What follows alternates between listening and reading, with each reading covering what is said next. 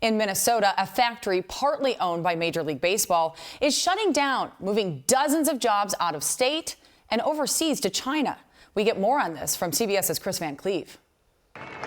Every crack of a big league bat used to spark a sense of pride in Caledonia, Minnesota, knowing the batting helmet on every pro baseball player's head was made in this small town of 2,800. But the Mikan factory that's provided good-paying jobs for over 2 decades will soon close. The bulk of the jobs shipped to China. That's infuriating. It's America's game. Sarah Glassrud owns Good Times, the restaurant and bar across the street from the factory. She fears its closure will bring anything but good times. Mikan makes up about a quarter of her business. It was difficult before the pandemic hit. It's even going to be more difficult now. But what really has folks here crying foul is just who is outsourcing this community's lifeblood. Once family-run, Mikan was bought by Rawlings, which is now partially owned by Major League Baseball. What would you say to Major League Baseball?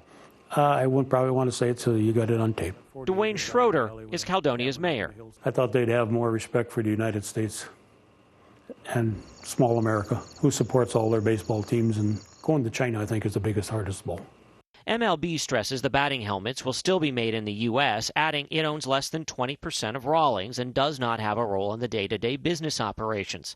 The helmet work will shift to Missouri, but most of the 80 jobs in Caledonia will be lost to China, saving Rawlings at least $4 million a year. I just keep thinking, what would happen if the commissioner of baseball called up the guy who runs this companies and he says, hey, I don't think we should do this. Minnesota Senator Tina Smith says Americans should be outraged. We should be expecting more of America's pastime than this kind of just, put the dollar first kind of thinking. Now one small town's field of dreams risks striking out and turning into an economic nightmare. Kris Van Cleave, CBS News, Caledonia, Minnesota.